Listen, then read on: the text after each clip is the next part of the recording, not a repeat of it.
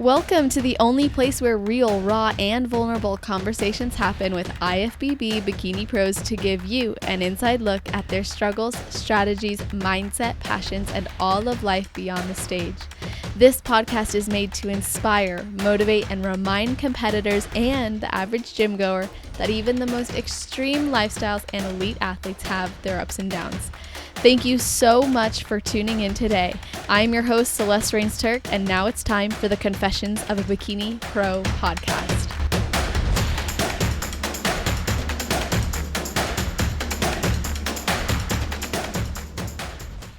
Our fifth guest is not just a coach with 13 years of experience with athletes and lifestyle clients specializing in the overall package, presentation, glam, suit, sportsmanship, and creation of healthy, happy athletes, but she's also an IFBB Bikini Pro who has competed in 45 shows herself.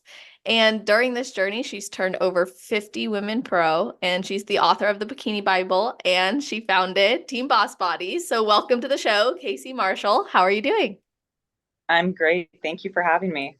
You're welcome. I'm happy you're here for the Coaches series, and I know we have a lot that we could talk about. And obviously, you being an IFBB Bikini Pro, you're special to this show for that reason as well. A lot of listeners will identify with you, but I want to specifically talk about your role as a coach in the industry, because that seems to be something that you've developed over so many decades, or almost so many decades, I would say, but you developing as an athlete and then starting this. So why don't you break down your coaching philosophy for us, and then maybe how it's evolved over those years?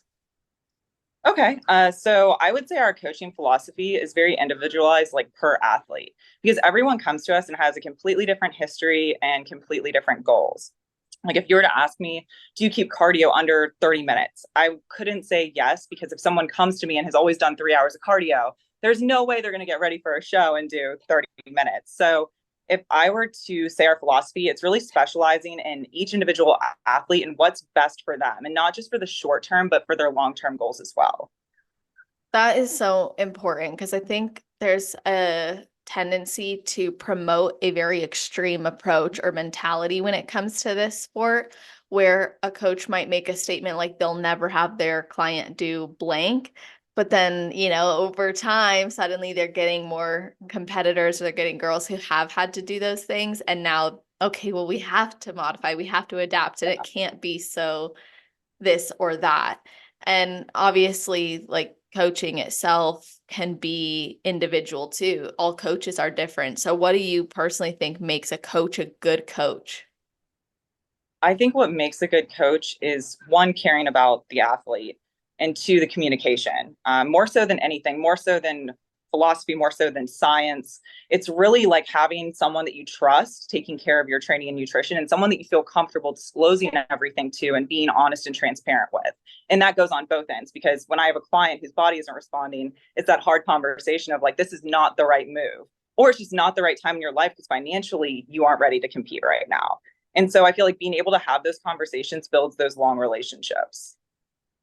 Yeah, if you're not willing to have that conversation with your coach, or a coach with their athlete, I think there's so much that gets missed, where an athlete either feels like now they have to manage all those things by themselves, or the coach is like trying to just figure out what is going wrong. Well, I can't, if they're doing everything that they're supposed to be doing, but now I'm not hearing any of the other crap in their life that could be happening, what's really causing them not to achieve this result? So that might answer this question, but what do you say, or what would you say makes someone a phenomenal champion athlete as opposed to just a good athlete? I'm going to say mindset. I've seen people with horrible mindsets and great physiques get like demolished in a year, where they turn pro right out the gate and they can't handle a loss.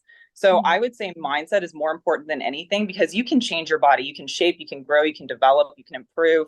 But like your mind, if your mind isn't in a good place, your body is not going to be in a good place. So I would say the mindset in this sport is more important than anything. Is that something that you address heavily, or find yourself addressing heavily, when you are working with clients and developing them into that type of athlete who has sportsmanship or has that longevity?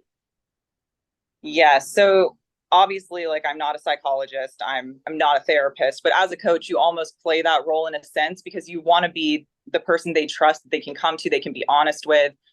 Um, so I would say all coaches are therapists to some extent, but if they really do need help with something, like they're having a weird food issue, sometimes just normal coaching can't solve that. They actually need to see someone who can help them work through those issues.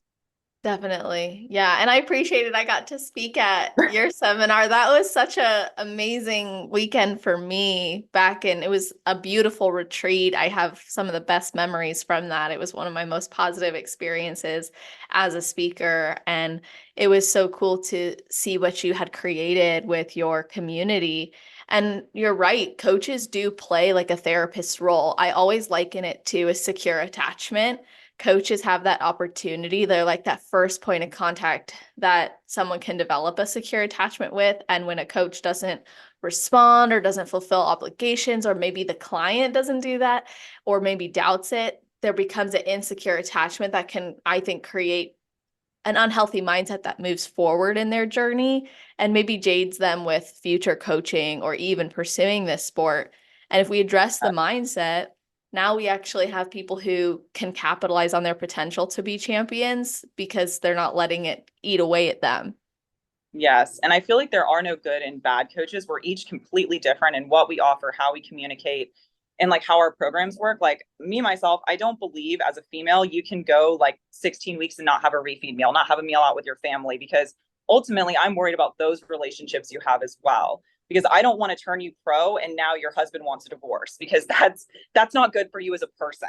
So I really try to make sure I'm thinking about all aspects of their life and their own mental health when they're doing this, because it's easy to go, okay, I can go 4 months without a refeed, but how are you going to act with food after you go 4 months without a refeed?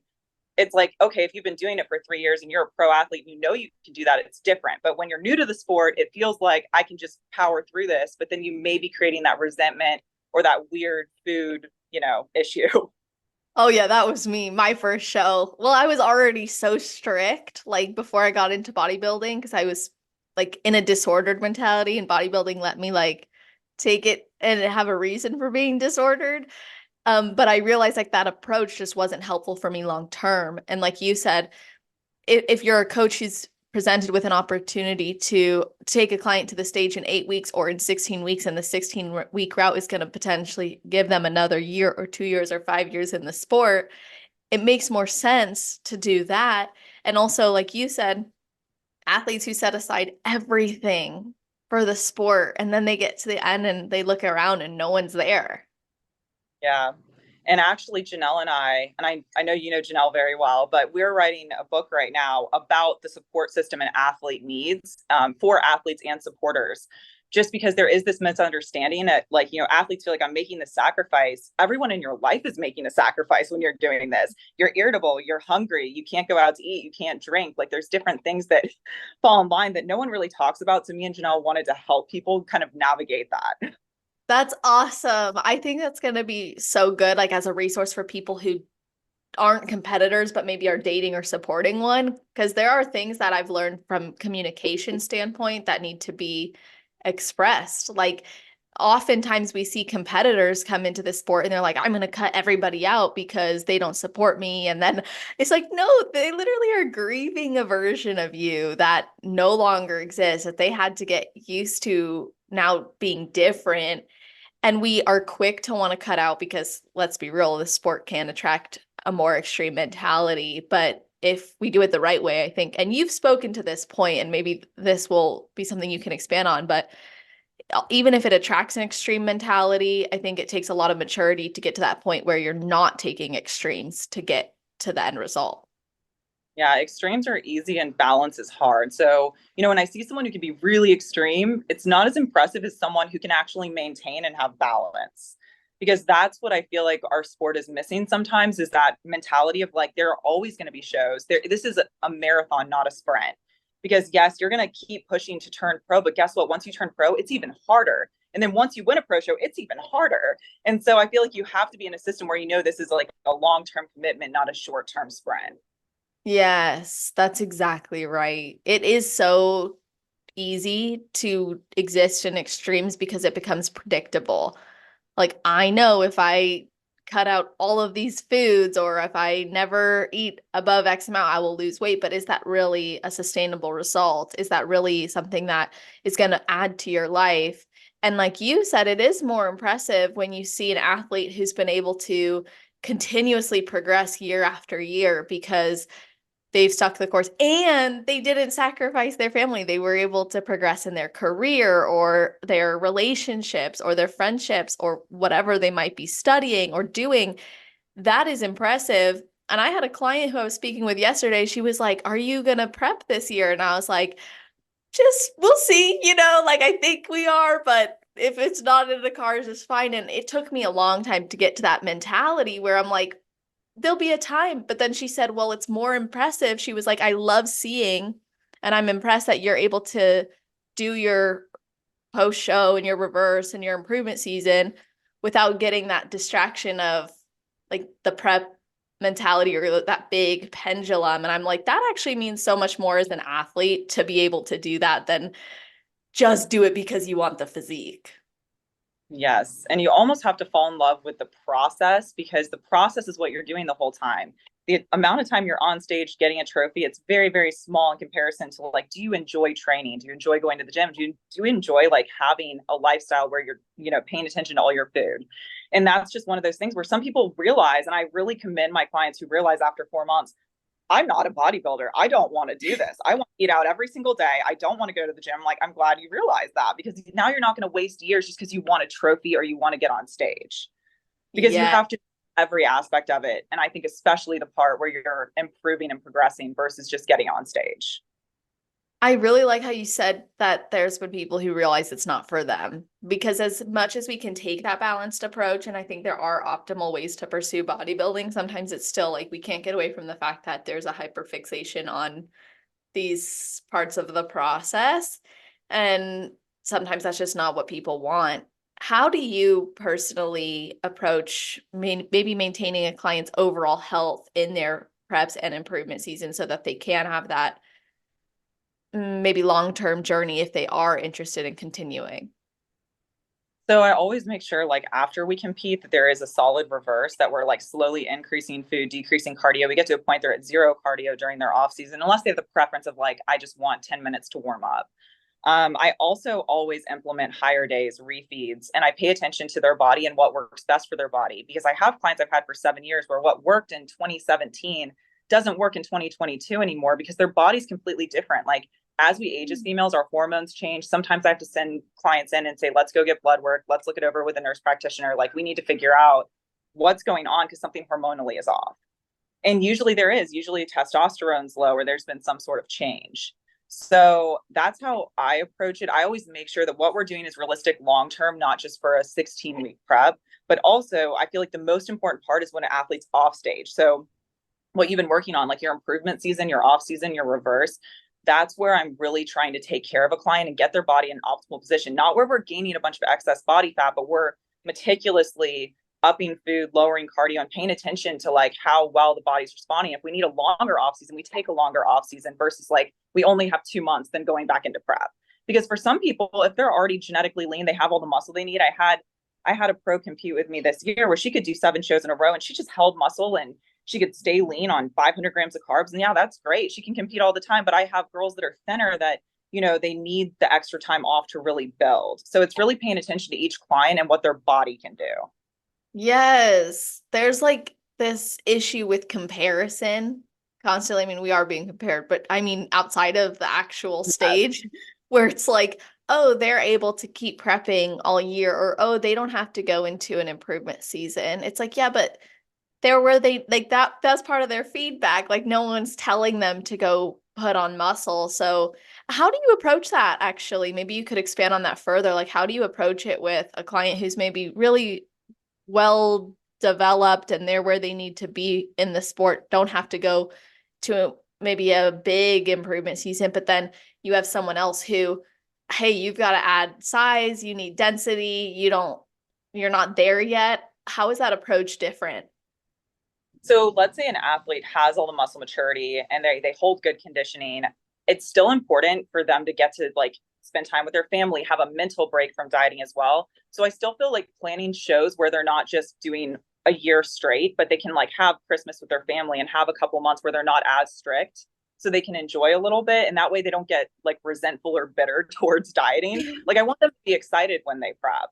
And also like I talked about financially, I think it's so important to be in a good place. And as a pro, most athletes are not competing for a living. This is something they do and they have a career. So I also think it's important that like they financially are ready. If their body's ready, is everything else in line? Is your husband okay with it? Like with your kids, like does it make sense for them, or do your kids need a vacation? So I think it's like having everything in alignment. Also depends on their goals. If their goal is to get to Olympia, you don't want to run someone's body into the ground. If you're trying to get them to Olympia, you want to pretty much have them as rested. A rested body looks amazing. If you have someone who's conditioned and their body's rested, opposed to going show to show to show, there's a different look that happens as you get tired, because the traveling's a lot on our bodies too. So kind of taking all that into account, I like to put shows together and not too close where they're just hopping back to back, depending on the body. You know, some bodies can do that. They can fly and not look different. Most females retain water when they fly, though. I can tell you that, coach.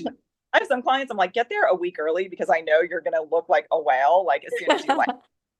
It's like their ankles swell up and everything. But let's say I have a client that needs muscle and like development, like they need to have more strategic time off.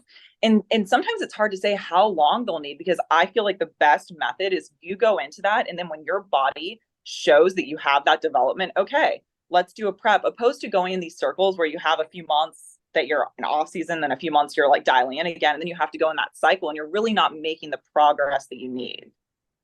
Definitely. It's scary for a lot of competitors to actually commit to that improvement season because they don't know what their timeline is. They don't know what to expect. And it's that, well, what if the judges forget me? Or what if I don't look how I need to look? How do you manage those types of fears? So I feel like there's a way to stay involved in the sport without you just stepping on stage, just like you've experienced. The women's workshop just happened. There are plenty of ways to make those relationships and go to shows, help at shows, say, hey, do you need help expediting? Do you need help, you know, with anything? Because usually promoters do need help. They need help setting up the chairs, whatever it is. You can make relationships that way without having to put your body through the ringer. And that's more respectable if you're able to do that, because I will tell you 100%, it took me so many years to turn pro. And as soon as I turned pro, I wanted to compete as a pro, and I did 7 pro shows. I was just going show to show and I was so excited about it. And Sandy, one of my shows, I was first call out. She said she couldn't place me top 6. And she was like, listen, you need to grow like your hamstrings. Like you need to develop, like, and you're not going to develop if you just keep competing. And I think the biggest thing, sometimes athletes don't listen. And the minute she said that, I'm like, that's it. I'm done. I'm tapped out. Did I know it would be years that I didn't compete? No, because I just enjoyed, after that, I enjoyed coaching so much, and I enjoyed training and not having to be as strict with food and getting to eat sushi, you know, every other day, that I didn't want to go back into prep after that. And then my hamstrings did grow, but now I'm like, I just love my body and I don't want to compete anymore. And like, I feel like sometimes it's hard for us to listen, but the judges will tell you, and if you listen to them, they will, you know, push you in the right direction. That's so true. As hard as it can be to listen because you want to just keep going and you think, well, I can make this happen. And for some people, they don't unfortunately have a coach who will tell them, like, yeah, let's listen to the feedback and actually stop. Because I've been in positions where it's like, I definitely should have stopped, but we kept going. And I don't regret it because I got a lot of stage time and experience. But at the same time, like, there is a point where when the judge looks at you and tells you like you're young, you look like you don't have any muscle, like you need to grow, you have the shape but we need more, like you can't do that in 2 months off. Yes. And I completely agree. And that's what Sandy said. Her words were actually, she used the word, I needed to mature. I was 26 at the time. Angelica had won the show I was in at the Naples Pro. And she's like, listen, you're right there, but like there's a big gap between 6th place and 1st place. And that involves a lot of development and a lot of time not competing.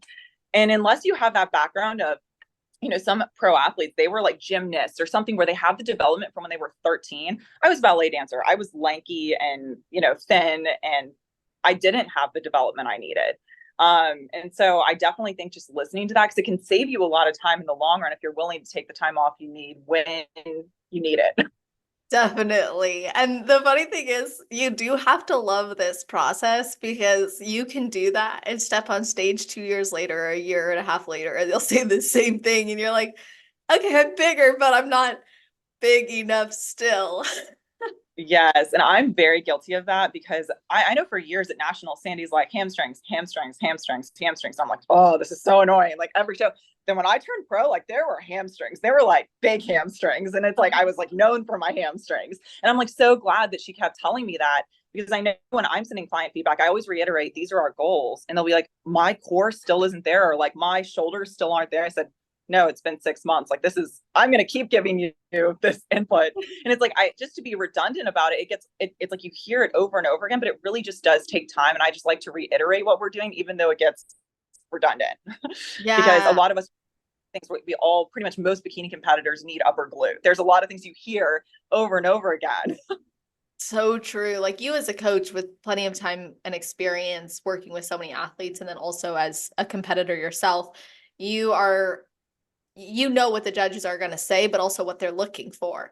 And yes, some athletes have like a history in a sport. I had a history in volleyball. So when I got feedback from Joe, he was like, your legs are dense and they're there, but he's like, look at your upper body, And I'm like, okay, like that makes sense. And I've learned over time what the judges mean when they say certain things, but I can imagine for you, 13 years as a coach, 45 shows, that's a lot of time. So, what have been some of the lessons you learned personally that actually affect how you approach coaching? So actually, when I was trying to turn pro, I didn't have any guidance. I was actually already coaching myself, and I turned someone pro before I turned pro. So if that tells you a little bit about my genetics, I'm like very, very narrow. I'm like 29, 29. And like in bikini to have shape, like generally you need more lats, more glutes because I didn't have a shape. I was a little straight up and down. Um, but I'm trying to think. So as far as when I competed, what I learned the most was sometimes like the small tweaks I made, like from me not going pro to going pro, I got ninth place at Junior USA's. And I looked at the photos and I started comparing to the girl that won. And I was like, this actually isn't anything with my body anymore. Like my pose is wrong and my suit's wrong and my hair looks horrible. And I went back to junior nationals 2 weeks later and won my pro card in a class that was twice as big. So all the girls that placed above me, I suddenly beat just because I paid attention to those like very tiny details, which I'm sure you've heard about, like with me coaching or Janelle coaching. I'm very hands-on. I'm the person that brings all the suits in a suitcase and brings the tanner and like I fix things like on the spot. I'm very, very hands-on because bikini is really an overall package. And I know for me, if I'd had some direction, I wouldn't have had to go to 18 shows to turn pro. Like, like that wouldn't have had to happen if someone was like, this is wrong. Like what you're doing is like not right. But instead I kind of learned by error. And bless my clients that worked with me at the beginning. Like it was the same thing. I was really learning with them. Yeah. And they do that too. And some of them became some of my closest friends. I was just maid of honor at one of their weddings. Oh, But it's just so funny. Eventually they all turned pro. It's just like, it was a learning process. I had to go, you look great. And then you get last call out. I'm like, oh man, I don't know what I'm doing. yeah. I was And just I'm just talking to grateful they stayed with me. exactly. Literally, there's so many coaches who end up being incredible coaches, but everyone has to start somewhere. And when you get that opportunity to take on an athlete and coach them, you're learning for yourself, but also for them. I actually think sometimes that is a weird thing in this sport as an athlete, where it's like if I stick with my coach and I give them more time, but I'm not getting where I want to go, but they're learning about me. Should I stick with them versus, I kind of want to switch coaches, even though I'm doing well with this coach. It's that push and pull sometimes in this industry because when you start with a new coach, they're relearning so much about you, but you're also gaining so much perspective. So, what are some of the things that you, as a coach who has worked with clients for sometimes up to almost a decade, what are the things that maybe you've learned from having athletes for that long versus when you've had athletes for maybe a short period of time? So when you have an athlete for a short amount of time, one, that athlete is not giving you a chance to really learn their body. And two, like as a coach, you're not really learning about them because in order to really learn someone's body, you have to go through a prep, go through a reverse. Like I have to see them on stage and like be able to like depict stage pictures because sometimes I think girls look great when they're sending me check-in photos and then we get to a show and they get compared in their class to everyone else. And I'm like, you're tiny. like, or you're huge. Like, it's like, you don't know until you actually like can compare everything and see them and make those adjustments. And I feel like some people just aren't as patient. They're looking for a coach to solve that problem of, well, if I switch, this person can turn me pro faster, when really that's not the case. Sometimes you're almost setting yourself back, because I have clients now that are signing up this year that I almost turned pro and did turn pro in 2018, 2019. They went to different coaches and they're just circling right back. Like, you knew my body the best. You paid attention to like what worked and what didn't work. And so I always urge athletes, like pay attention to, is this coach really not a good fit, or are you just not being patient with the process? Because it is the sport of bodybuilding. It takes time. And I feel like I never like sugarcoat to people like their first year with me. I have had girls turn pro their second show. That is not the norm though. The norm is that you go there, you get your feet wet, you get scared to death on stage, and you realize, man, I have a lot to work on. So it just Yeah. takes. So there, I mean, again, like I think all coaches have their own value and like they do bring something to the table. It's just a matter of like, even your journey may change. You may have someone that's a really great local coach. You win a regional, now you're going to nationals and you're not doing well. And your coach really isn't giving you the advisory for the national stage. So it's almost like knowing, okay, is it time to switch because I've outgrown this coach? Or, because that does happen too. So I feel like it's just paying attention to that. Where are you at in your journey? What is your coach? Where's your coach at in their journey as a coach? And what are they able to offer you? So true. There were some times in my own experience where I was like, I feel like I'm more invested in my progression than my coach at the time was. And I was like really bummed about that. And then there was another time, my very, very first coach, who that was just a cool first experience, but I didn't know what I didn't know. And then you just keep progressing and then you're like, oh, okay. And then I've always been very loyal with my coaches. And because of that, I think I've made progress. But there was a time where I'm like, oh, I want it like this much. And they Yeah. maybe I'm only feeling they want it this much. And sometimes and some athletes don't care how much their coach wants it for them. I'm personally like, I gotta know you're in this with me. Like, cause when we're in Yeah. the trenches, I don't need you to sugarcoat and like pat me on the back. I already know I'm doing what I need to do. But also I don't want you to be like not not as invested, I guess you could say. Yes, and I'm very guilty of over investing. So my mentor is Kim Odo. I think for probably 10 years straight, I would always sit next to in auditoriums and like try and pick his brain. And Yes. I'm like, you've been doing this longer than me. What would your tip of the year be for me this year?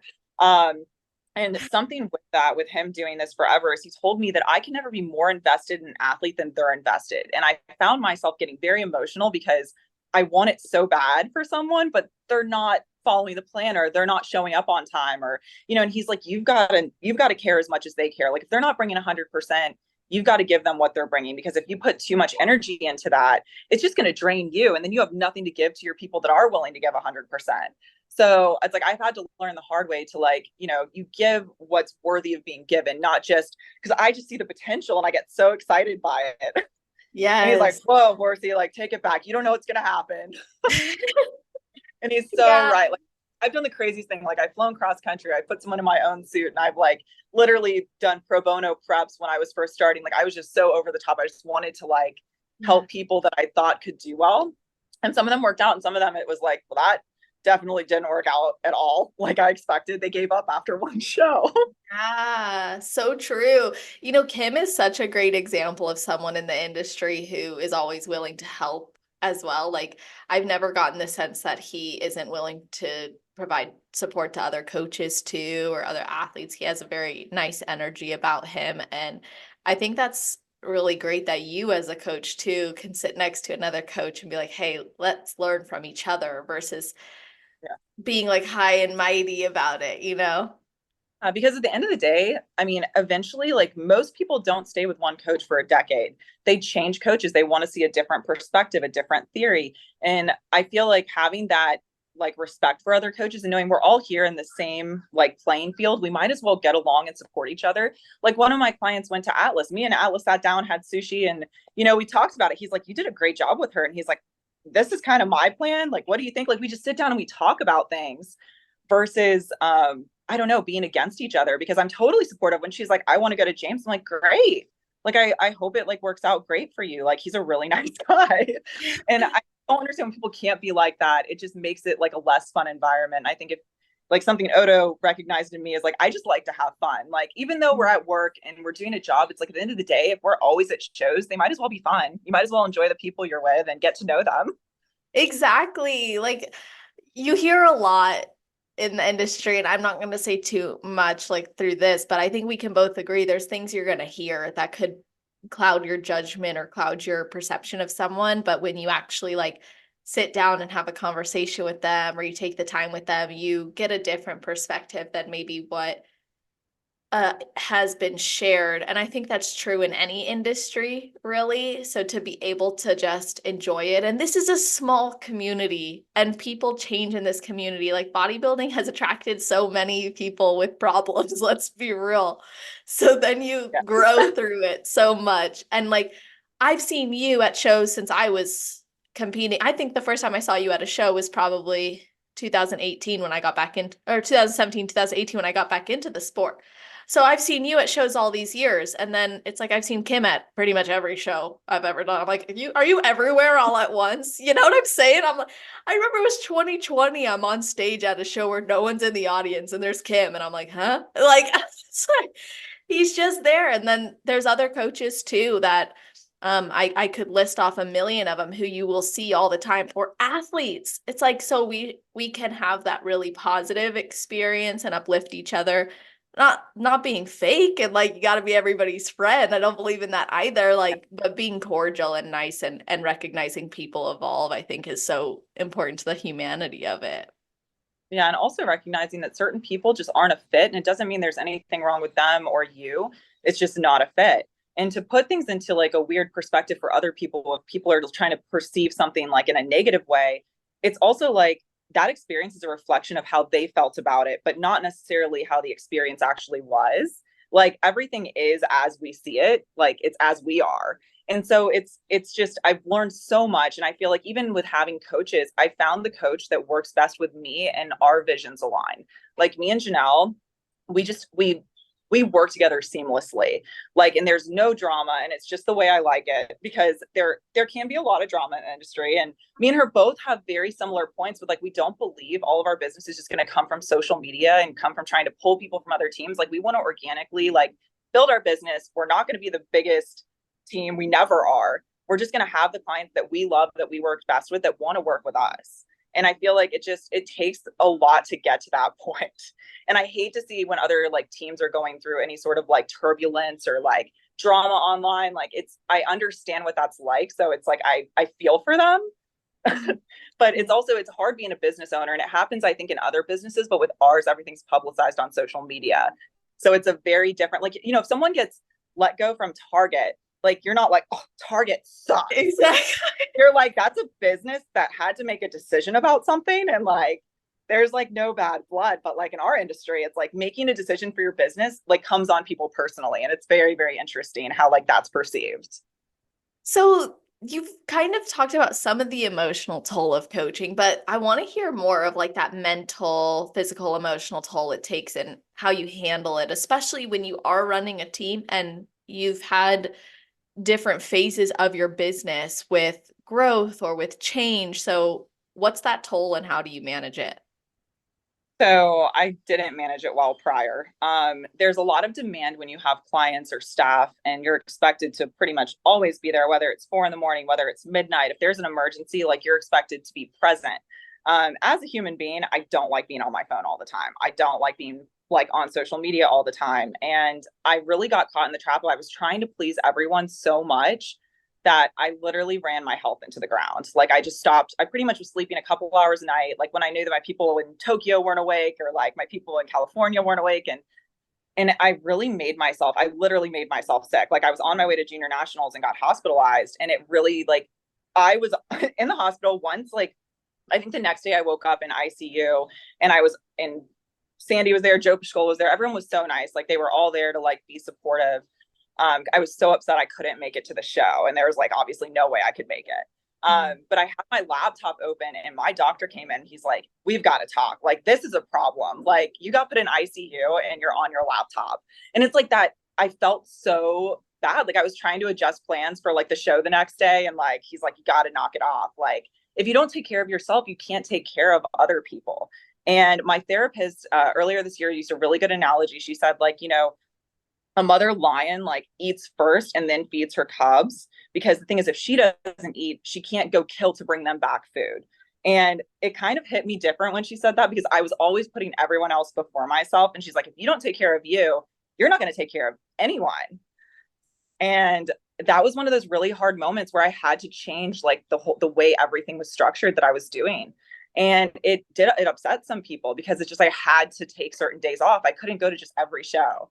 Like, I think Kimoto's a rock star for going to every show, but like, everyone's body is different. And I think emotionally, I feel like men sometimes can handle their emotions a little better than females.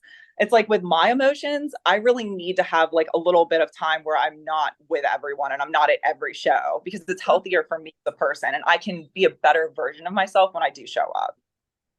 So true. Like, you have to know your threshold essentially. And we can't expect, like, I can't expect to be the way someone else is, and they can't expect to be like me, because we've had different experiences that have led to that. And I appreciate you candidly sharing that experience you had, because the reality is we can get so wrapped up in serving, serving, serving. And when we're trying to grow business too, and it becomes our livelihood, and then we're also emotionally invested, it doesn't surprise me that you'd be in the ICU opening your computer, because that's the habit that got you there anyways. Yes. And I just kept, every time I got put in the hospital that year before I got put in ICU, they would drain my lungs, they would do something, and I'd be like, okay, well, I'm just going to go to the show tomorrow. And I would just like go and like be coughing and like not be 100%. And I just thought, oh, I just need to push through it. Where in reality, we need to listen to our bodies. And like, that's what I'm preaching to other people. So why would I not take care of, I'm telling all my clients to sleep. Why am I Yeah. not sleeping? And it's like, it shouldn't be not important just because I'm not getting on stage. Like, all of our health is important. And I think that's when I realized, like, yeah, if I take care of myself, I show up as a better coach and a better person for everyone else. So my mentality's changed a lot. I still reply to all my emails and texts very fast, but it's like, if there's a day where something happens and like I have to like take my dog to like the vet, I don't sit there and panic the whole time and try to reply to people while I'm talking to the vet, because it's like, I used to do that. I used to feel like I can't not do this right at this minute. And what I found is that the people that you want to work with, or the people that work best with you, they understand. And the people that don't, it gradually kind of like they'll disappear and go away and try someone new. And there are coaches that maybe they can handle that threshold and they can do that. And I feel like I found what clients work best for us. And like, that's what we're sticking with. We're not just, taking on anyone and everyone. Yeah, which is an easy thing to do when you're trying to start or grow your business. And then that gets you in like a kind of a negative habit loop. Like, I remember when I first started, like, I was constantly replying like that all the time. And then I was like, what am I actually doing for them if I'm always on? Because, like, am I really equipping them with what they need to be on for themselves? And that's when I started developing more systems and resources. And I was like, okay, if the end goal is to help them with this, why am I doing this? But we evolve. And like you said, now this is something that maybe is a bit more controversial, but I would like to hear your take, because you admitted there were some mistakes, there were some ruffled feathers, there's people who say stuff online. How do you manage that when it happens? Because that does feel very threatening when something like that happens. It really does. And I feel like the best way I could have handled that is by not engaging, for one. Like, when people start doing something like that, to not fuel the fire, because that's really not going to do anything. It also doesn't make you look any better either, because ultimately that person they're feeling some sort of way. And I feel like you have to let people express themselves and not take it personally. Like, that person is going through something that may have nothing to do with you. And so I've tried to like separate myself from it a little bit. And I feel like a lot of us in the fitness industry have been through something like this. But I recently saw one of my friends got blasted for something. And I say a friend, someone I know from years ago in my life. And I saw them get blasted for something. And then I saw how they rebutted it and how it turned into like this huge thing where it's like, you could have just maybe just said you're sorry and like left it alone. And, it would have just fizzled down. But it's like 3 weeks later going stronger. And Yeah. knowing what our energy is worth, because I know for myself, when I was going through all that, I had already been hospitalized, almost died. And I feel like I knew better than to let that get to me, because that's what got me sick in the first place. I'm like, this is not the most important thing in the world. Like, I love my job and I love what I do and I love these people, but it's like ultimately you can control what you can control, and you can control how you treat people, you can control how you respond to things, and that's all we can do. So again, it's easier said than done. I definitely had days where I was like sad about it, or maybe I cried or something happened, but ultimately it's like letting stuff be, because you can't control it and everything is happening for us, not to us. So like I feel like now looking back, I know that everything happened for a reason. And like it's like respecting that and going like, okay, this had to happen for things to be the way they are now. Yeah, which that's something every time I make a mistake or maybe I do something I thought was right and then there's a negative reaction, it makes me like question, but really it's like a good time for reflection and understanding. And I try to have a lot of compassion in this industry because it's so easy to like sit behind a computer and read comments or read stories or hear one side and think that's how it is. But it really like if I can learn from mistakes or things, then why can't somebody else? Or if I've been through something difficult and actually became better because of it, why wouldn't I give someone the same grace? And I think um there's boundaries for sure, you know, like if someone's doing something heinous, I'm not gonna be like, well, let's bring them on the podcast anyway, you know? Like that's probably not Yeah. gonna happen. But if it's like they've grown and or they learn, or maybe we all go through things and we have to learn. And if someone's Yeah. used to you being that addicted to work person and then you put a stop to it, of course they're gonna be like adjusting to that themselves. Yeah. No, 100%. And I've kind of lost my train of thought for a second, but not used to being on podcasts, as you know. I'm Um, glad you're here.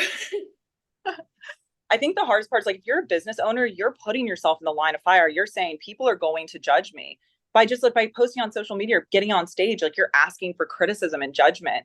And so not everyone's gonna like you. And I feel like for years, I mean, honestly, I'm proud of how long we've held like staff and clients. Like we've had people for 6, 7 years work for us, be coached with us. Like I feel like that says something alone. Like nothing happens just like that. Like things change, people change, and sometimes relationships change and they don't work anymore.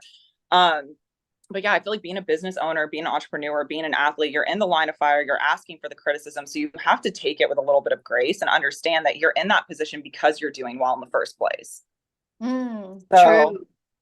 like it used to hurt my feelings when people would talk about me like in the gym and be like, her butt's fake or like whatever. It used to like, and it's like, why would that hurt my feelings that they think I have implants in my butt? Like that shouldn't hurt my feelings. That should be like a compliment. Yeah. And so taking things in a different perspective and not letting things, get to you. Again, easier said than done, especially being a female.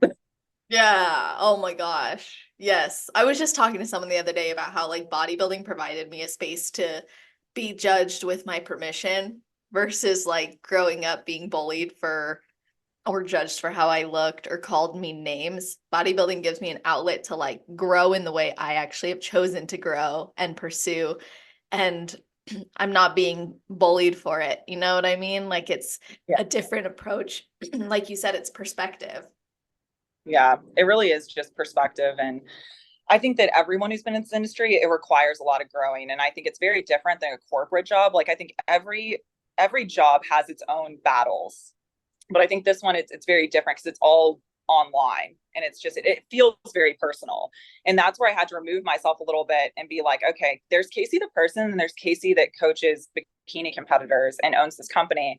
And like I still have like you still go home to the same house, the same family, the same dog. Like so as much as like that stuff may feel like, oh, this feels like the end of the world, time heals everything, everything passes, like, and it really whoever can stay long term and like show their worth over time, like that's what matters. It's not all the little stuff that happens in the hiccups, because everyone has hiccups.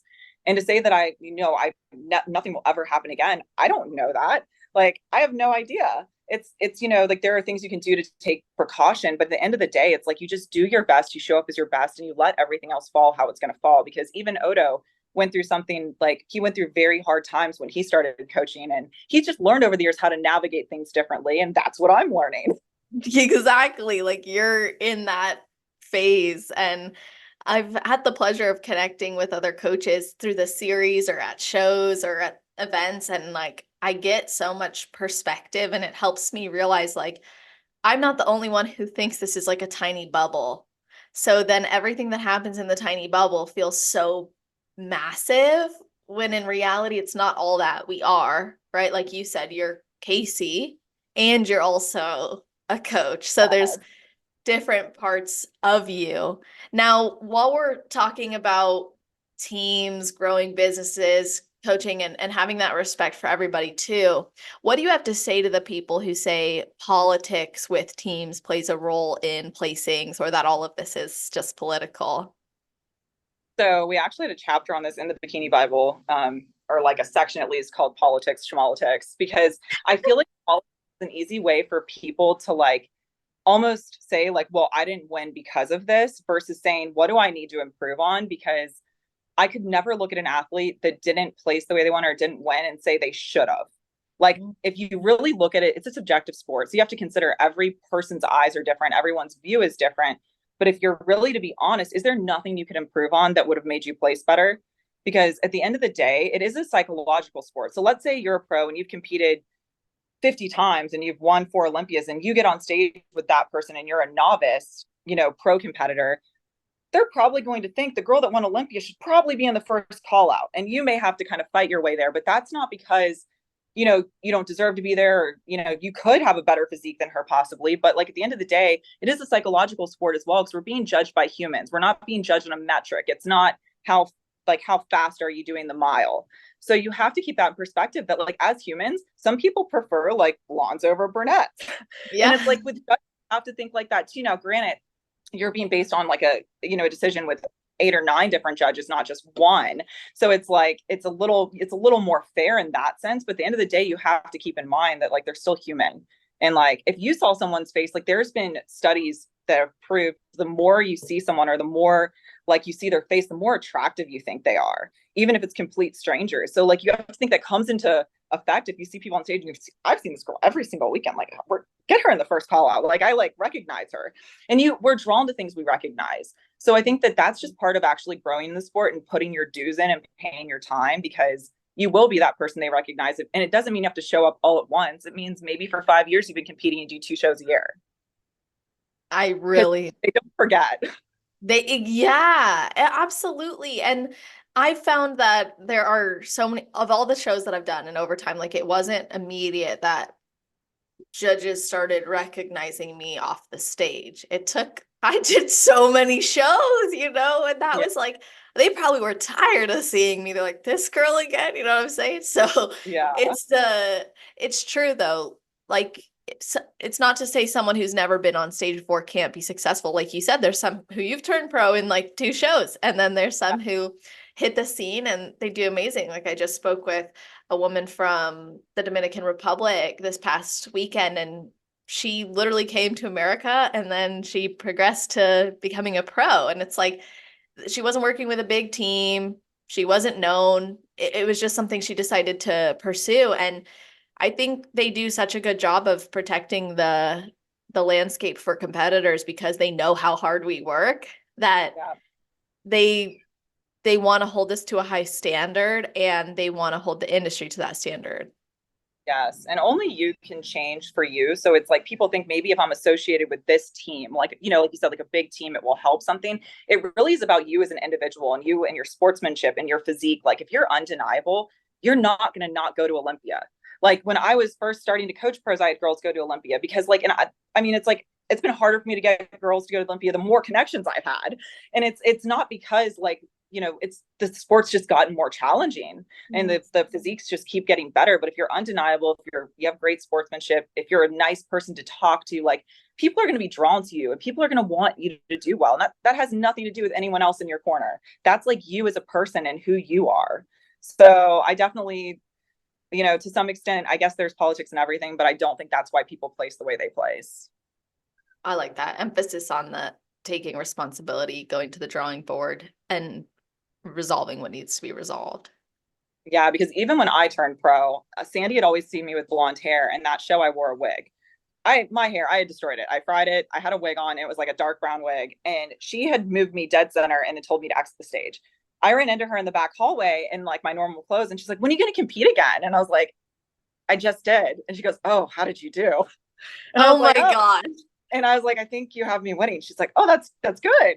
And I'm like, it's like she just didn't recognize me with like my wig on. It was like no correlation. That's so funny. I could see that too. And also when there's so many people on stage, like I know when I've gone to shows, I'm looking at their physiques, Mhm. So then I'm like, oh wait, yeah, if they're walking out, maybe I like recognize the person. But usually like when you are going through that, everyone's looking at the physique and then they realize like, oh yeah, you're that person with this, and then you ended up looking better. Like that's cool when it comes time for feedback.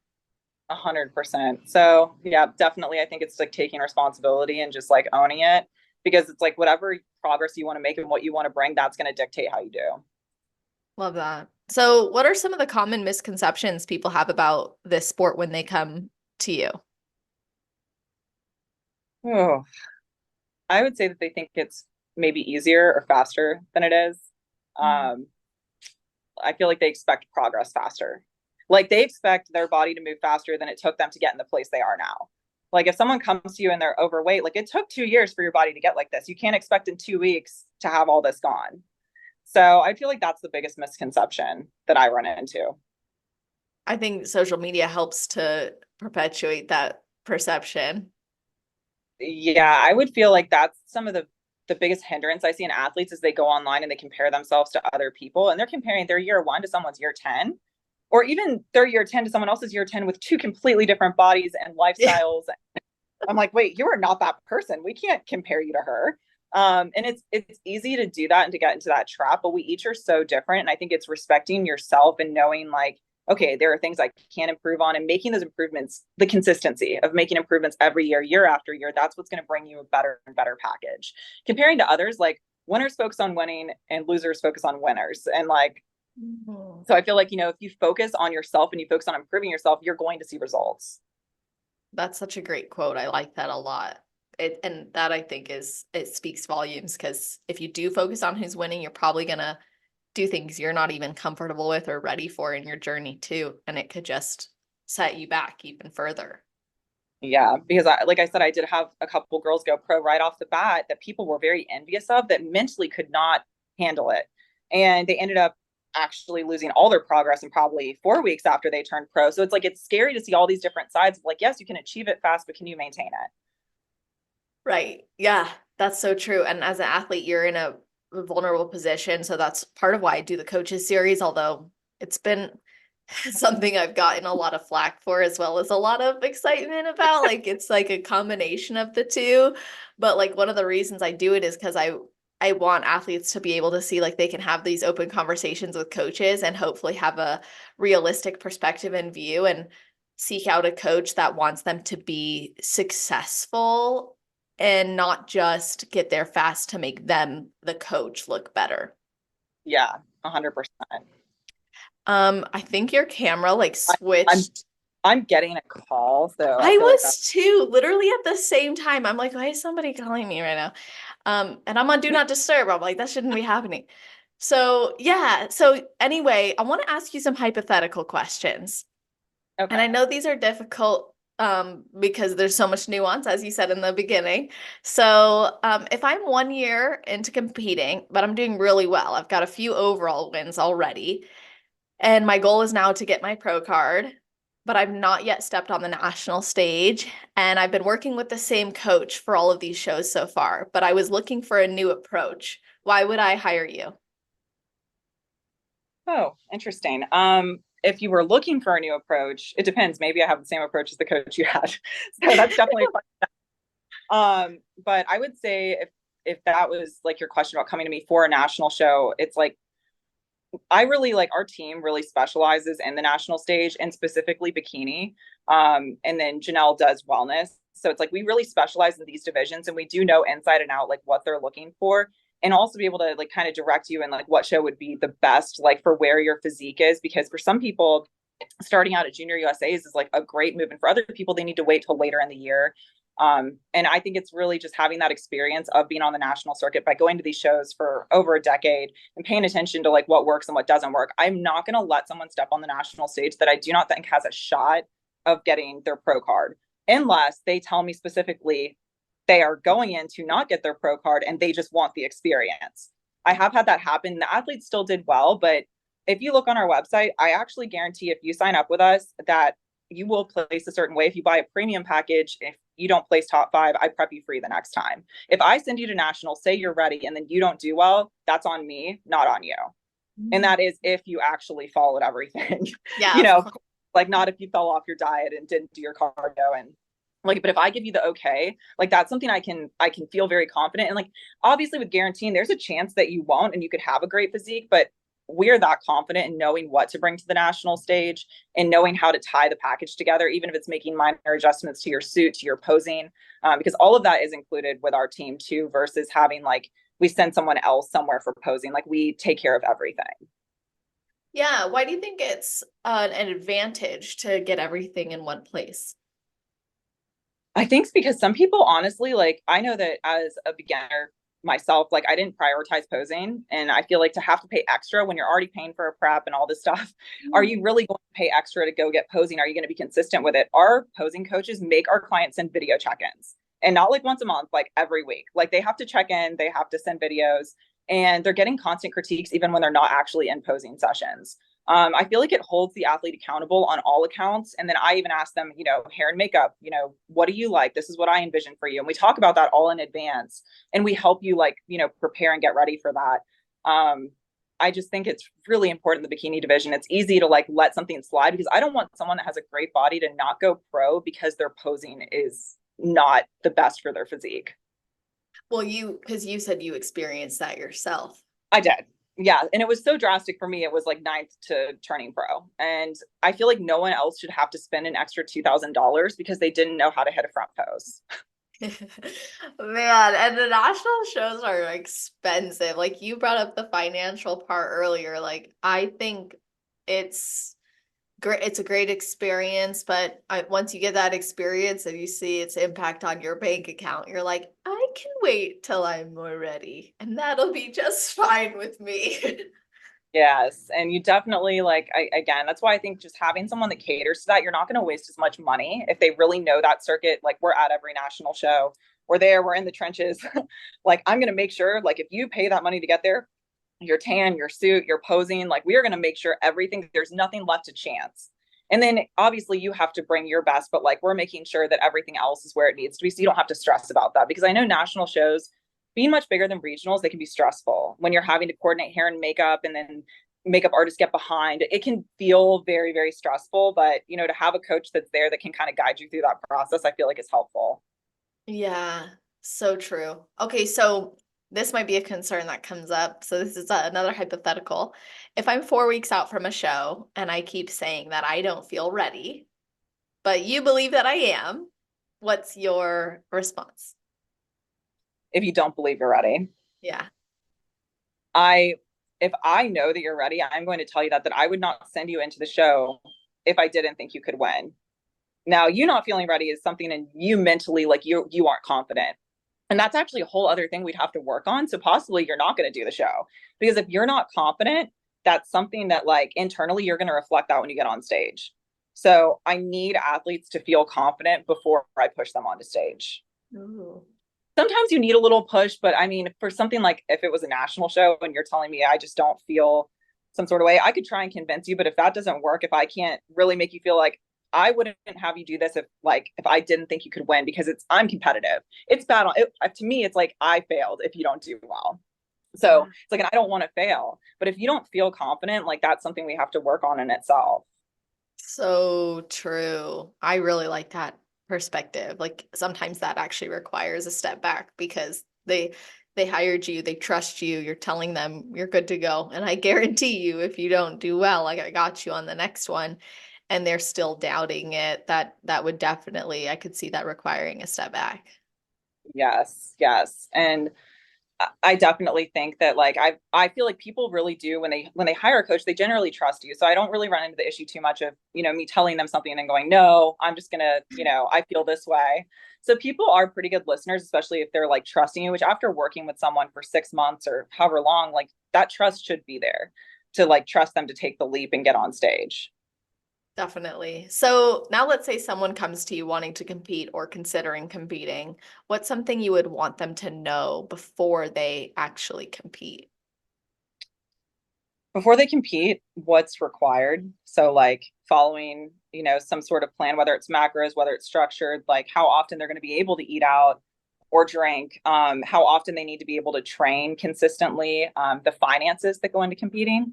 I know that Janelle actually wrote up a budget sheet for clients to see what it would cost to go to a regional show, national show. And I feel like that's important to address, so they know going in what's required and they're not thinking, oh, like I'm just going to prep and then get on stage and it's going to cost me $200. Oh my gosh. There'd be so many more competitors with it there. It's wild. Like when you do break that down, I actually love that she made that budget sheet. That's so cool to hear. I feel like that's such an invaluable resource because you don't know until you know, or someone like points it out and like breaks it down, and you can watch all the videos on things to know before your first competition, and you can hear people say it's expensive, but when you put it on, I think it's important to actually write it down on paper because then you're outlining it for yourself in your own life. And I think all too often people use competing as an escape from other things in their life and they're willing to go into debt for it. And that's Yeah. not generally the best approach. Yes, I've had clients that have like sent me some red flag texts or emails like, I'm just going to put everything on my credit card. And I was like, let's not compete. Let's wait. You're Because like, that's and setting pay it off next month just for points, hopefully. we've literally had clients tell us that, where it's like, this is just not the right time. Like, focus on getting your finances in order and then think about competing, because like you're not going to go into this and come out making money. Even if you turn pro, you don't walk in broke and leave with a huge check. You leave with less money because you just competed. Yeah, And and then potentially like four you times. then you have to pay, Yes. then you have to pay to go to your pro shows. And it's like, I feel like there is this misconception that like, oh, like all my problems will be solved if I turn pro. I'm like, no, you can get a sponsorship before you're pro if you really want to take this route. Like, it's not about being a pro, it's about being an athlete that people respect and trust. Oh, yeah. I love that educational side. Like your experience in the sport as an athlete allows you to equip people who come to you with that knowledge as well. Like I know that this podcast has granted me opportunities it wouldn't, like that I probably wouldn't have had just competing. And it was because I have this passion for the sport that I'm able to maybe use the platform in a different way. And oftentimes, like, there is a misconception, I think, that you will enter the sport and like you'll get sponsors, you'll get money, you'll have people. There are Olympian level athletes who can't even get a sponsor to fly them their to the Olympia or to their shows. So it's not it's definitely not common necessarily to just turn pro and all of us. I mean, you'll hear people get sponsors like an affiliate code or something, but you're not generally seeing them get maybe a salary without some other influence. Yeah. And being someone that was a salaried athlete, I got those salaries before I ever turned pro. And it was because, I was very active on social media before Instagram really blew up and everything like that. And like there are contracts like that, but it's not anything about being an athlete or competing on stage for most of the companies. Now, I'm not speaking for tanning or suit companies, but if you're talking about supplement companies, like they're catering to the masses and they don't really care about you competing. Like, not that they don't care about your own success, but like that doesn't actually add value for them. So you have to think about that as well. Like, what value am I going to add to this company? Because you competing is just an extra cost for them. But there are still paid sponsorships. They're just few and far between. So Yeah. it's a lot. And some of the highest paid people, like, back in the day, Paige Hathaway, now she has her own company, but like she was a sponsored athlete that made a lot of money and she was not a competitor. She competed once in Oklahoma.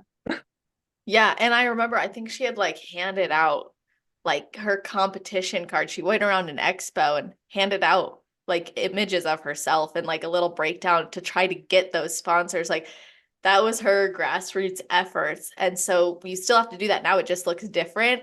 And I think the Mm-hmm. industry saw so many people fall in love with fitness that now it's easier to just take on affiliates so that they don't have to pay athletes. Mm-hmm. So in some ways, we kind of lowered or maybe devalued ourselves because we were willing to do things for free or for exchange for certain stuff that in the past it was harder to get an athlete, I guess you could say.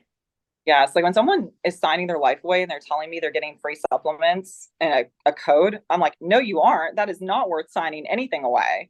Because then if you ever do get a real offer, you're trapped in this, non-compete and you're not actually a sponsored athlete. And I've always reviewed those contracts for my clients because everything's negotiable. I remember when a supplement company, it was actually Paige's, I think before she technically owned it, Live Body came to me. I met Paige, we got along. She referred me to Live Body.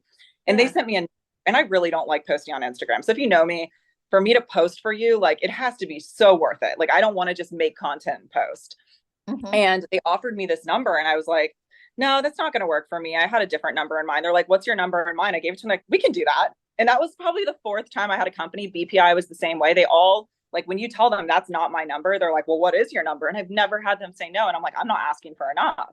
So these companies sometimes do have money, but it just depends. I feel like it has changed a lot because when people are willing to do things for free, why would they pay anyone now? Exactly. Yeah, it's been such a weird thing watching the industry change in that way. And I like how you, as a woman, were able to advocate for yourself too and negotiate because that's generally not, what women do. So that's awesome that you did. And also that you're helping your clients do that. I personally find like when I was first into this, I was like, I'll take whatever. I think that would be so cool. Like I just want to have supplements covered and like but I didn't have any influence really back then. But now that Yeah. I have more and I'm like more mindful, I'm like, if it doesn't fit into my life, like I'm not actually using it. I never promoted anything I didn't actually use, but I didn't start using something because it came to me. Now it's like if I'm using it, and it makes sense. Yeah. But it's a complicated thing because it sounds attractive and appealing and they make it attractive and appealing. But if it requires you to like, if you have three companies you're posting 4 times a week for, how are you building your own brand? Yes, 100%. And I mean, that's all it's about. It's like if you're more valuable as a person, people are going to find that value in you and respect it. But if you don't value yourself, how is anyone else going to value you? Oh, yeah. Well, and then from a business perspective, it's like actually coming up with that and having a rate card and having things that you're going to do. Like I got offered to do ads on this podcast for companies I won't mention because they should pay for that spot, but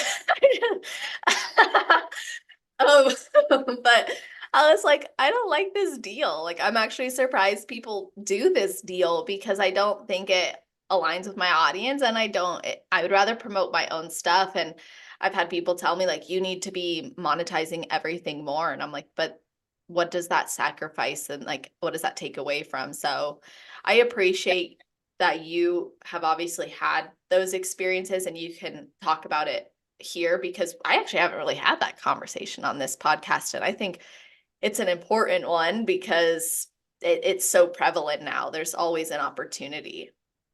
Yes. And again, I know the contracts have changed a lot since I stopped having sponsorships. And I chose to not have sponsorships because, like, kind of like you, it didn't align no matter how much they were paying me. I know I don't have a number for it now. I don't want to promote a product that way. Like, there are certain things I love that I use, and I will hand refer to each client, each friend, but like, I'm not going to like necessarily post about it because I feel like for me, it doesn't mesh with who I am or like what I want to promote to the world or like my brand as a person.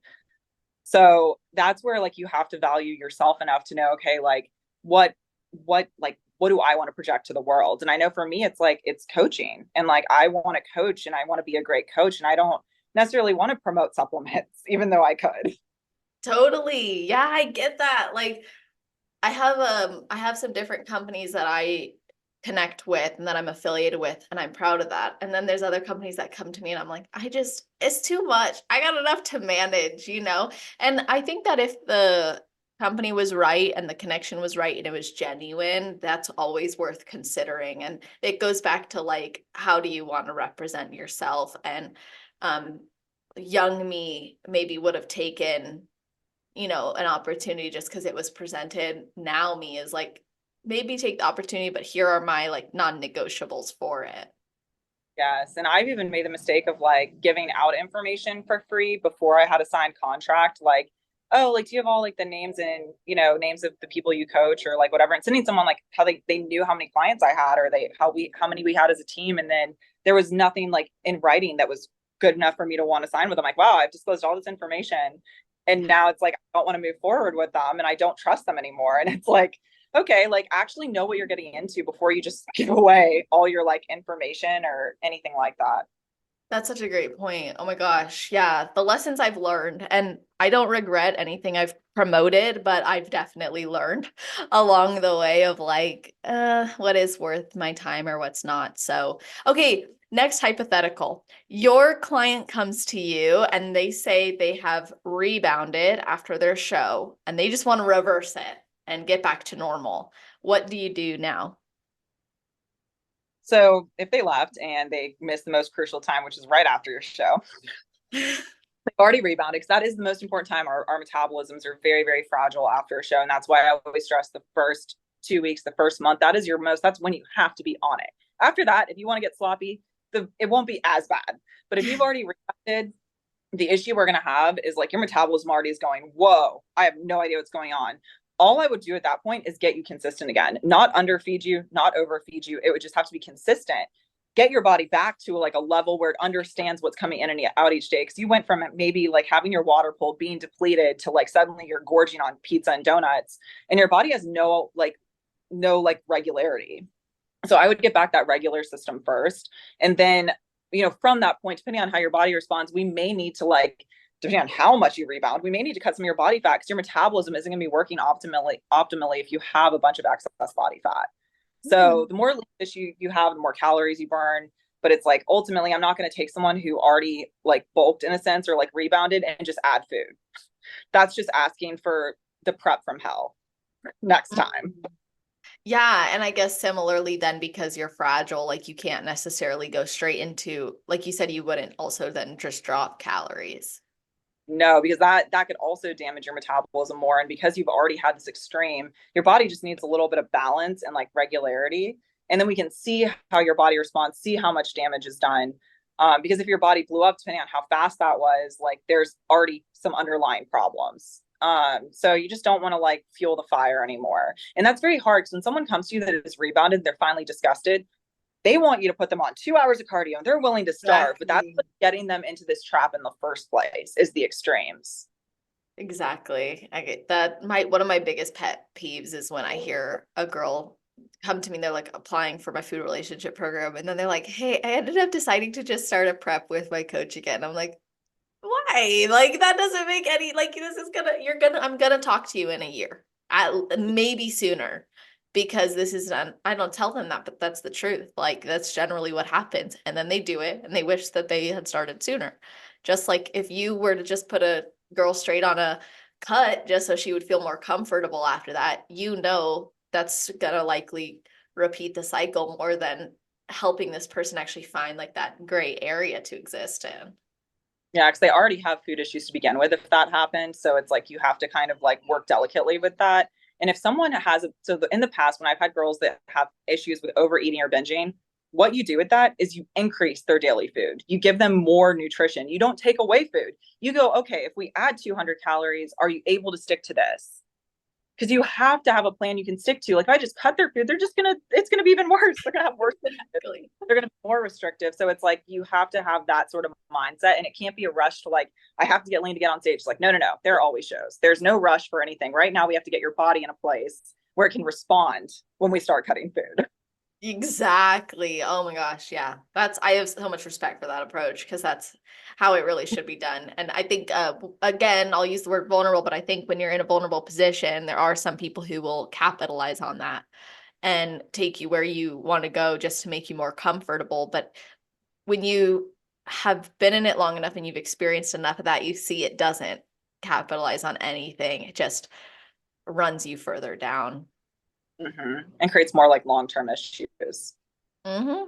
So I want to do the rapid fire round. Now, I'll be honest, no one's done this rapidly. So if you want to explain any piece of it, you're more than welcome to. Generally, like one sentence or less. And then if there's one that you're like, I really want to expand on that, or a couple you really want to expand on, we can definitely go back and do that. Okay. Cool. So do you believe in using waist trainers? No. And are you a fan of if it fits your macros approach or more like a structured meal plan? Both depends on the client. And do you believe in fasted cardio? No. Are you a Depending on if we're stripping muscle. okay? Oh, that's interesting. Actually, I kind of want to hear you expand on that more. So if we have someone that has a lot of leg muscle and they want to be in bikini, but their quads are too big, yeah, fasted cardio. I'll starve the muscle. But for most bikini competitors that want to keep their butt, they want to keep the fullness. I'm not a fan of fasted cardio. There's not really a need for it. But yeah, when there's too much muscle on your legs, the only way to strip that is to starve the muscle and just break it down. And fasted cardio, I feel like breaks down the leg muscles the best in my personal experience. Wow. Okay. And any type of cardio, or is there a specific one you're using to strip that down? Definitely not the Stairmaster. I would say just walking, like, because you don't want to engage your quads or flare anything up. Literally just walking. So I am very cardio specific with every client. Like if someone's trying to keep their legs fuller, they're going to be on the Stairmaster. If someone, is working on like certain parts of their legs, it could be the Stairmaster, it could be incline on a treadmill. It's not just you do X amount of cardio. I'm very directive with how they do the cardio and what type. That's really insightful because I think sometimes you just want to do whatever cardio you like. Like I used to love the Stairmaster. I used to love running if I got cardio, and now I'm like, I just walk on an incline or do the elliptical, and that's about what I'm allowed to do. And I like it. Yeah. It's fine. Sometimes I miss running or I miss getting on the Stairmaster and crushing it, but that's just not the goal. So to have a coach who actually gives you that direction is so important. Yeah. And again, there's nothing wrong with other approaches. I've just found that cardio does matter, like how you're executing, not just executing. Does that include like intensity? So yes and no. So like if it's the stairs, I may give them the actual level and like do kickbacks with every other step if I'm trying to build their glutes, like their medial, their upper glute. But as far as like heart rate, if athletes want that, I can put it in. But ultimately, we're looking to shape the body, not just hit a certain threshold for your heart. Um, Again, it's like you're burning fat with your diet, everything else you're doing. I'm looking to shape your body, not just burn calories. Hmm. Okay. And then are you a fan of water cutting? Depends on the athlete. Yeah. Yeah. So when I say water cutting, I also am like I should maybe specify this more because this has been confusing before too. Um Water manipulation. Like are you going to tell someone like okay, start with 2 gallons and then right before the show you've only had 16 ounces the night before, or are you like manipulating it depending on how they're looking? It's per client. So if someone holds water, yes, I'm going to manipulate. If someone is sitting dry and tight, I don't want them any drier and harder than they need to be for bikini. So I'm just going to let them coast in. So it really is client to client how thin their skin is and like what they can tolerate. Okay, I have one more question that's rapid fire, and then I want to go back to what you said about the skin because that's something that's always interested me. So, are you kind of answer this, but steady state cardio or high intensity interval training for fat loss, especially when trying not to lose your glutes? It really just depends on the athlete. I'm a fan of less cardio as you get closer to show, period, because I think a well rested body looks the best. So I like to get people lean in advance and then reverse them into the show. And that also sets off the reverse to be in a good place because if they do fall off track, we've already like minimized the cardio and increased food. Honestly, though, like that has been my best experience as an athlete, reversing into a show. Like I almost, if I can avoid taking the old way where I didn't reverse into show, if I can avoid that, I will. Like if even if it requires another 8 weeks of prepping, like I would do it just for the benefit of how I felt and how I looked on stage. Yeah, because mentally you're already in that place that you're dialed in, you're clicked in, you're ready to go. So it's like doing your cardio and then lowering it, you're going to hit everything to a T. So it's kind of, it helps on both ends. I feel like it makes them look better. They have more pop, more fullness. And in the bikini division right now, they love the full look. So it's not overly hard, grainy, like you can get docked for that. So it's like, I feel like it creates that really healthy, full, round, bubbly look that they like. Yeah, like every time I go and there's like a posing seminar, they're always talking about like they don't want us flexing. They want us to look like just naturally like we're standing there and we just look like that. And so what that tells us is like they are looking for like that. When I say natural, I mean like a presentation that looks natural versus forced, not like natural in that way. So I want to go back to your point about, yeah, I'm like, how do I say that when everything, everything means something else in this world? Oh man. So, skin, you had mentioned the skin. So this is something that we heard like Maureen talk about and how she says she has thicker skin, but then like from my perspective, I personally like have a difficult time necessarily identifying it on women. I can see it more on men, I feel like. But what is it that someone can look for to determine if they have thicker skin or if they have thinner skin and maybe they need to be filling out more? So I would say thinner skin, you can see more vascularity like in yourself. So you'll be able to see veins pop out in your shoulders, or you're going to see more striations maybe in your glutes. And that would require more like filling out, opposed to, let's say you have like that thicker skin, you're not going to see any sort of vascularity just by looking at your shoulders, looking at your stomach. I feel like that is thick skin to me. It's almost like you have a film of water over you. Okay, yeah, actually that makes a lot of sense because like I'm thinking specifically of Maureen because she's someone who's self-identified with thick skin. And I'm like, when she does do her poses and she makes her posts, like you can see that, yeah, you'll see like the outline of like a vein here and there in her shoulder, but it's generally not like this super vascular physique that we see some check-ins look like. Yeah, it's not as grainy, and it's almost like there's a layer, it's like subcutaneous water that your body holds. So you're almost like you're prone to holding more water, I feel like, if you have thicker skin. And again, each body's completely different, but that's just what I found. Are there other things you look for as a coach when you're looking at someone like from a genetic standpoint that you're like, this could really benefit them or this could really hinder them? Genetically, what's going to help someone the most is having symmetry. So up and down, right to left, like your ratios, and not having like an overly long torso or overly long legs. Like you want to be balanced. Obviously, if structurally, if you're wider, like you have like a wider, shoulder base, that can really help you in bikini. Like I'm very narrow, and that made me struggle for years. So it's not that one will stop someone from doing well, but there are people that genetically they don't have to grow their shoulders as much because their shoulders just pop out naturally. Literally, yeah. Like I see that sometimes at shows. Like I'm walking around, I'm like that girl just like she looked like a swimmer almost. Like it's a wide look. I think Jen Dory, although I think she actually she's built her shoulders a lot, of course, but I think she seems to have a wider. I guess it would be your clavicle area because when she was walking, like that's very emphasized. But then again, maybe she's just built her shape to like look like that. Yeah. So the best example I can think of is, Naima. She has Yes. Yeah. the The other, Bikini Diaries. Yeah. yeah, I love her. She worked for us for years. I coached her for years. She genetically was like very petite, but her structure, if she hit a pose, everything was there. If you saw her walking around, I'm like, you need like 2 years of just eating and building. But then when Interesting. you hit the pose, it's like structurally, she had nice broad shoulders. She had a teeny tiny waist, and she had these hips, and like everything was balanced. And like genetically, her structure was insane. So it's Yes. like she could do well by structure alone. And that does happen every now and then. You get someone that she doesn't have to be as lean, doesn't have to have as much muscle because she hits a pose and it's there. That's so interesting, actually. Like, I didn't think about that, but it's true. Sometimes when people hit their poses, like all those come out even more, but you wouldn't expect it. And that's why then when you see someone on stage, you're like, wait, you look different up there than in person. Yeah. And like, I know for myself, I'm a gym body. Like, people see me in the gym, like, oh, I love your butt. I love your shoulders. And then I get on stage and nothing looks right. Like, I'm tall, I'm lanky, I have like no waist because everything is just the same measurement. So it's like different seeing people in person too, just walking around versus when they're hitting a pose, because those poses are not necessarily flattering on everyone. That's a great point.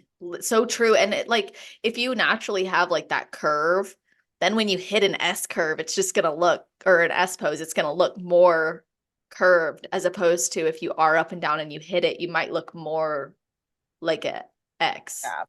And you can still make it work. I remember, I think it was Trey Bennett had called me after one of my last pro shows and was like, "Do you really want to build 5 inches on your lats? Because that's what this is going to take." And I'm like, I love my body. I do not want giant lats. Like, I do not want to just build my lats just to try and balance my glutes. And like, it's like everyone's different though and has different things they care about. Like for some people, that's worth it for competing. For me, I was like, done, out, like buzzer, no. That's actually really great to hear because it's easy to get so wrapped up into it that you forget what body you actually want to live in. every day. Was it hard for you to walk away, or were you like, I'm good with this? I think that, I had plenty of time to compete. I enjoyed it and I still got to be in the industry. So I feel like for me, it wasn't really like leaving. And for me, getting on stage was always scary because I just don't like being the center of attention. I'm just that type of person. I like to be behind the scenes in sweatpants and glasses, like fixing someone's tan and like light up when they get on stage. That brings me a lot more joy. So I feel like for me, it wasn't hard. I feel like I had a lot of clarity though when I did it, is that I knew that I didn't want to have the body I would need to do well in bikini, that I loved my body how it was. Did you ever feel pressure to continue competing as a coach? Um, I think when I first turned pro and was competing and then stopped, I felt like I did. I felt like in order to have a name, I'd have to compete and do well. When the longer I've done this, I think it's honestly been beneficial to not compete, and to not be an athlete myself, because I don't want to be dealing with clients that are on diets while I'm on a diet. Like I'm very, very good at the balance portion. I think I really learned that the last time I competed. Um, Odo ran me through a prep. It was my first time having a coach. So I did, 44 shows by myself in my last, whatever one I did with him. And it was such a fun learning experience just to see how he does things. He is very, very strict. And I feel like, to coach Olympians and stuff, you have to be very dialed in on everything. But for me, I got weird with food and I realized mid prep, I can never do this again because I want to have my body that I love year round. I don't want to like blow up after this. And I like felt it coming. I'm like, this is going to be rough. And I just like, I just knew it wasn't for me anymore. And there was a time and a place, and I was at a different point in my life. Like I really want to spend time with my friends and my family. And I want to be healthy, but I don't necessarily want to step on stage. Totally. I think we could both like outline what a bikini prep diet would look like on a meal plan form. We could be like, this is exactly what people would eat. But like I could just I just know exactly what it is. I know how many almonds they're gonna eat. I know how many egg whites. I know that they're having blueberries in their oats. Like I know these things because we've been in it and we've seen it, but it doesn't mean it works for everybody. And then you take that individual approach, or yourself well enough. Now, some people, that's like perfect. That's what they're going to do. It works best for them. And I think it serves a lot of people as well. Or you do a macro plan, but you make your own meal plan. That's just like that anyways, because those are the foods that help us meet our macros without being overwhelmed with hunger. Sorry. So I know I heard that. No, you're good. You're good. That was an Amber alert. Hopefully. You're good. I was like, dang, first call I didn't hear. Yeah, so I think you felt that. You know yourself well enough after 44 shows that you were like, okay, if this is what it takes and this is where I have to go, is this realistically something I want to do? When I actually like coaching more, I like being behind the scenes more. I also think you explaining how at first you felt that pressure to keep competing was really interesting, because I've heard some coaches talk about how they feel like if they don't perform well on stage, then they'll hurt their business. And then I've heard some who say like if they compete continuously, it'll help their business. So I think you make the great point of doing what you actually want to do for yourself is the most important. Yeah, and I don't want to compete in Olympia. I want to coach girls that are in the Olympia. And I know that 100%. And sometimes it takes you just getting back on stage and going, yeah, you know what? This is not for me. My last pro show I did, I had 4 of my clients competing with me and they all placed above me, which honestly like made me ecstatic. I also got in trouble for almost not getting on stage too, because I was like fixing one of their tans backstage. Oh So my like God. my lesson was learned. I was like, I'm done. Like this chapter is closed. And Totally. yeah, now I can watch Nicole win. Yeah, there you go. Yeah. Man, yeah, she's amazing, and she's Yeah. gonna continue to be. I love watching her prep, and she brings so much value to the industry too. Yeah, I love her to pieces. And we worked together for so long. And she recently left. I think it was last year? Yeah, we're in 2024. She went to go work with James, and like Mr. Death, we still keep in touch. And like, I coached her for so long, and you can never be upset about someone going, hey, I'm going to try something different, because we won multiple pro shows. Like I have no complaints about our time together. Exactly. Like you can still be happy for her as a competitor. Yeah, I get that. I think that says a lot more. I think it's better to leave a team gracefully, or to let a client go and leave gracefully, than it is to like cause any drama too. Yes. And if you don't cause trauma, the thing is sometimes it just comes full circle. Sometimes like I support someone who really hasn't had other coaching experiences, want to try something different. Like I Totally. totally get that, you know? And I have had so many clients where I am their first coach. They turn pro with me, you know, they do pro shows and then they want to try something different. And like, I understand that. Like, you know, you've always done the same thing. You don't know if like the grass is greener because you don't even know what's on the other side. Like, you just had this experience. So it's fun to add different experiences. It's also nice to have those athletes just come back full circle. And there's like a different appreciation and a different relationship you can have with them now that they've had that full circle. And they can even bring insight as well. That's what another coach had said too. They were like, sometimes it's nice because then they come back and they have even more of that trust and understanding that, oh, now you get it. It wasn't a coach on this series, someone I'd spoken with in person, but they were saying that that's been their experience. Like there's a level of trust that gets redeveloped. Yeah, it's kind of like if you have, and this may be not the best example, but you have a relationship that goes sour, it doesn't work out, trust is broken, and then you come back later on and you know try again. It's like you never know because now it's like you've been through that. You know you don't want to lose that person. And I know that like my best friend is in that situation. She's getting married to someone that like they had a falling out, they're back together, and it's better than ever because you learn, wow, I don't want to lose this person. Like this is what I want. And sometimes Yeah. you know you have to learn the hard way. So true. Unfortunately, so true. And and if we let ourselves fall into the story of like, oh, it's supposed to look this way or be this perfect or look like how someone else is, we actually might miss what's meant for us.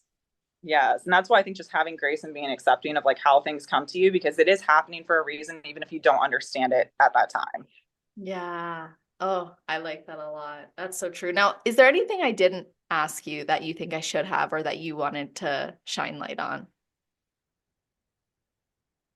I don't think so, other than just balance, just having athletes focus more on everything and not just the one thing and the one show and just focusing on, whoops, sorry. I'm having quite the fun day. But yeah, no, I mean, I feel like you hit everything and I just want everyone to take care of themselves and think about like how everything's impacting them long term and if it aligns with them long term opposed to these short term goals. We can all be very short sighted and want gratification now, but you know, thinking about what's going to happen in 5 years, 10 years down the road. Do you feel like that's the question you need to ask yourself in order to actually take or find a balanced approach? Yeah, I think instead of asking yourself, can I diet like this for a week, for 16 weeks, it's like, can I live this lifestyle for 5 years? So, and that's why it's also finding a coach that, you know, makes sense for you too, because some people don't need like meals out. I would say Nicole's one of those special people that she literally could follow a meal plan all the time. And I am not one of those people. I am one of these people that like I have to like have some variety, some Thai food, some sushi. Like I cannot function eating the same thing every day for 5, 6 years. Totally. Yeah. I remember when I used to demonize sauces, and then I was like, why am I never let it? Now I have sauce on something, and if I'm in prep, I track it. If I'm not, I don't.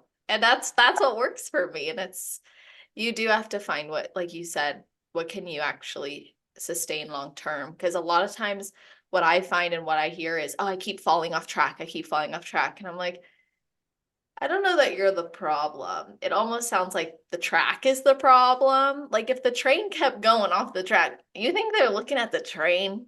Probably not. There's probably something happening with the track. So stepping back and evaluating why you're doing what you're doing and how it's going to affect your life, I think is really key. But also you came to terms with what you knew you needed for your life. You accepted that about yourself. Some people, I think, have a difficult time accepting it because they think, oh, I can't be successful if I don't do it like that person.